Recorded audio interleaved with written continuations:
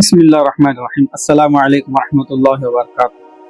اس کتاب کے یعنی فتوح الغیب، جس کے مصنف پیران پیر غوث اعظم دستگیر رحمۃ اللہ علیہ 40 مقالے آپ کے سامنے ویڈیو کی شکل میں آپ کے آ گئے ہیں۔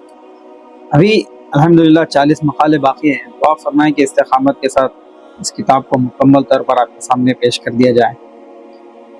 آج مقالہ نمبر 41 ہے، جس کا عنوان ابتلا کے بعد الطاف الہیہ، یعنی مصیبتوں کے بعد، آزمائش کے بعد اللہ تعالیٰ کا رحم و کرم۔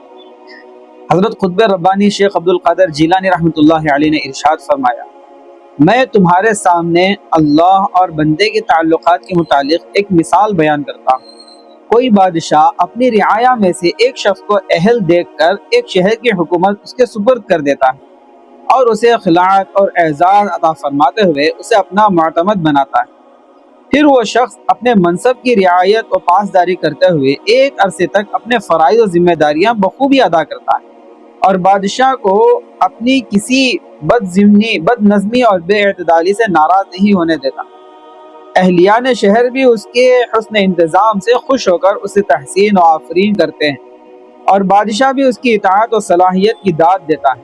لیکن ایک عرصے کے بعد وہ شخص اسباب تعیش میں الجھ جاتا ہے، یعنی عیش و عشرت میں الجھ جاتا ہے، اپنے عہدہ و منصب کے گھمنڈ میں مغرور ہو جاتا ہے اور اپنے فرائض کی تعمیل سے بالکل غافل و بے پرواہ ہو جاتا ہے۔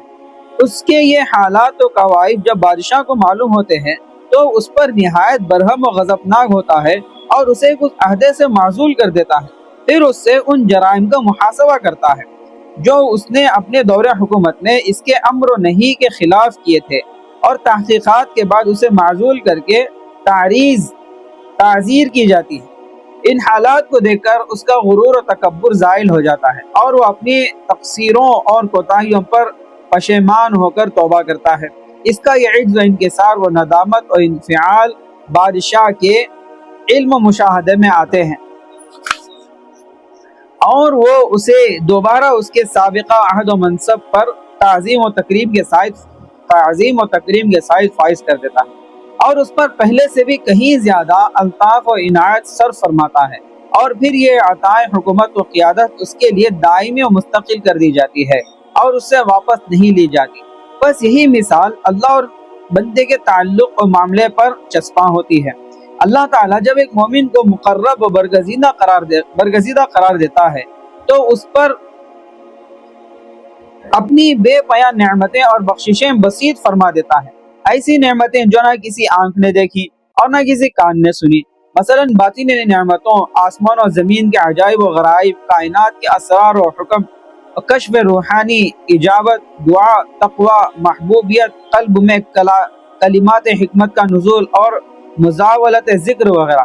اسی طرح باطنی نعمتوں کے علاوہ اللہ تعالیٰ اس پر ظاہری نعمتوں کا اتمام بھی فرماتا ہے۔ اس طرح اس کے جسم و جوارح میں صحت و توانائی عطا فرماتا ہے، اسے عمدہ معقولات و مشروبات تفویض فرماتا ہے، حلال و مباح چیزوں میں اس کے لیے وسعت و فراخی پیدا کرتا ہے اور اسے نکاح کی توفیق دے کر اہل و عیال میں برکت دیتا ہے۔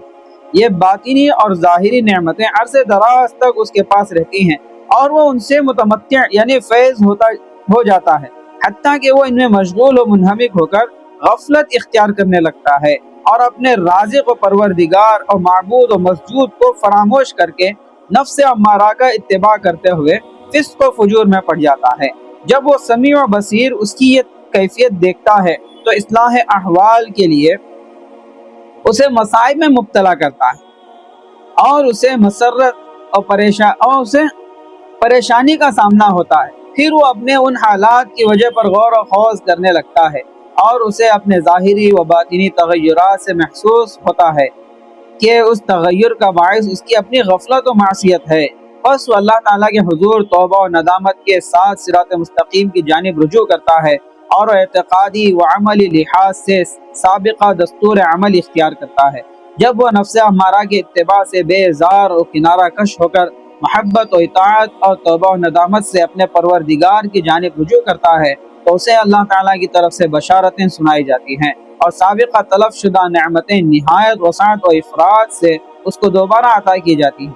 اس کے لیے اللہ تعالیٰ کے ظاہر و باطنی لطائف و برکات کا افتتاح ہوتا ہے۔ خلق خدا اس کے ساتھ محبت و تعاون کرتی ہے اور ہر جگہ اس کی تعریف و توصیف ہونے لگتی ہے۔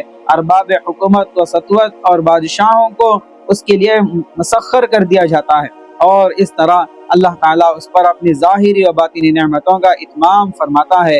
جیسا کہ اللہ تعالیٰ نے فرمایا، کوئی شخص یہ نہیں جانتا کہ اس کے نیک اعمال کی جزا کے طور پر اس کی آنکھوں کی ٹھنڈک کے لیے کیسی کیسی چیزیں پوشیدہ رکھی گئی ہیں۔